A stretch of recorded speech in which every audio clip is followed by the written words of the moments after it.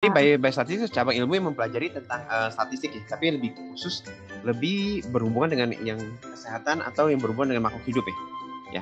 Nah, cabang Sora belajar statistik itu ada baik macam, ada namanya statistik ya, secara dasar itu ada dua, ada namanya deskriptif, satu lagi namanya analitik atau orang sebutnya inferensial ya. Ini kan mungkin bahasanya beda-beda ya. Kalau orang bahasa matematika itu sebutnya inferensial ya.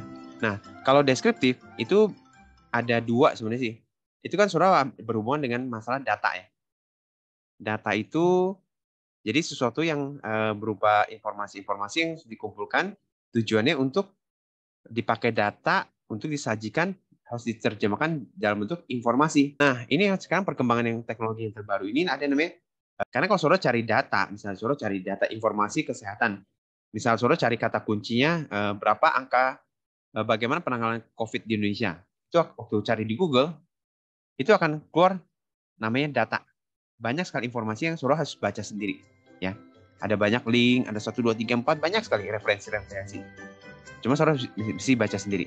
Nah, dengan ada perkembangan yang baru ini, menjadi saingannya adalah informasi. Jadi Sora tanya informasi kata kuncinya, itu yang ditampilkan yang berupa informasi yang singkat, padat, jelas. Ya, walaupun sekali lagi ya, ini dengan perkembangan teknologi ada, kita belum bisa 100% percaya akan akurasi daripada ChatGPT. Nah, itu data berupa data deskriptif. Data deskriptif itu ada dua. Ditampilkan dalam bentuk data kategorik dan data numerik. Saya jelasin sedikit aja nih, basic statistik ya. Nah, data numerik itu ada berupa data, ada yang kita kenal namanya pemusatan, namanya data nilai min, nilai median, ada nilai modus ya. Nah, tapi ada juga namanya satu namanya standar deviasi ya. Standar deviasi apa artinya? Kalau kira-kira kan tiap hari sering baca tuh. Ini maksudnya kan kalau min kan rata-rata gampang kan, bisa dipahami. Kalau standar deviasi apa sih? Itu adalah akar dari varians. Waduh, kok mainnya ke sana sih?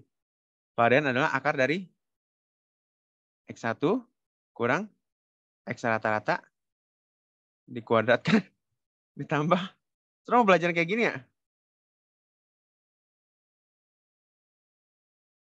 Enggak, ini hanya pengantarnya biar saudara tahu gitu loh. Dapatnya dari sini dan seterusnya. Dibagi, ini ada beberapa rumus ke N dikurang 1 ya. Jadi kalau variasi data, ini paling gampang saudara lihat daripada standar deviasi itu dispersi ya. Seberapa variasi data yang terkecil sampai data yang terbesar. Nah, paling gampang saudara lihat waktu kurs dolar waktu tahun 98 ya. Itu waktu Krismon kan biasa kurs dolar kayak gini ya, standar deviasinya. Ini nilai rupiah ya, ini nilai minnya. Kurs dolarnya ya paling antara nilai tukar rupiah antara 2000, 2500, 2400 ya. Range-nya di sini. Tapi pada saat dia Krismon itu range-nya kayak gini. Ini standar deviasi jadi lebar. Ya. Jadi yang angka dari harusnya dari 2000 itu bisa naik jadi 20.000. Ya, itu standar deviasi. Nah, implikasi apa? Kalau dalam analisis statistik, kalau pada saat dia makin lebar, artinya variasi datanya makin besar. Nilai yang terkecil dengan nilai yang terbesar itu perbedaan jauh. Ya. Jadi kalau Soro dapat data seperti itu, ini kemungkinan besar datanya jadi data tidak normal. Ya. Distribusi datanya kemungkinan besar tidak normal. Karena ini nilainya lebar sekali. Kan tahu kan? Kalau untuk yang namanya data normal itu bentuknya kayak gini. Ya. Nilai min itu dekat dengan median. Ya. Tapi ada juga namanya data tidak normal. Itu nilai skew to the right, skew to the left. Kayak lagunya Beyonce. Skew to the right, to the right, to the left, to the left. Ya. Kayak gini ya. Nah, ini namanya data tidak normal. Nah, nanti saudara belajar ini kalau data normal itu akan disebutnya data parametrik. Ya. Parametrik artinya datanya distribusi data normal, maka keuntungannya kalau data distribusi normal, data saudara itu lebih bisa merepresentatifkan, lebih bisa mewakili untuk data real yang ada di populasi. Karena asumsi data populasi itu bentuknya normal, kan?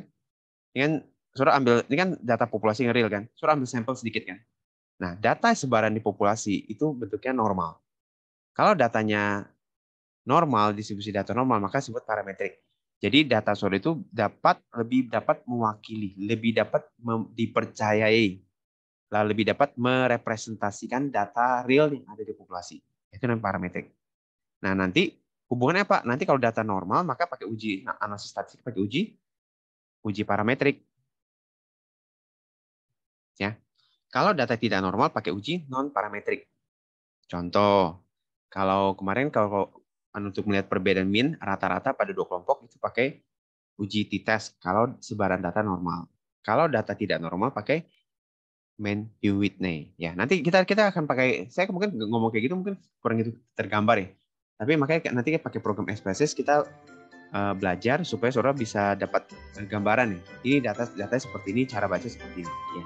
Jadi nanti kemampuan seorang manajer rumah sakit harus bisa membaca data.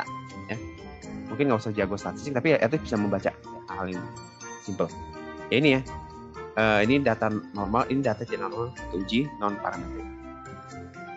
Jadi itu standar deviasi, ya. Itu yang penting sih.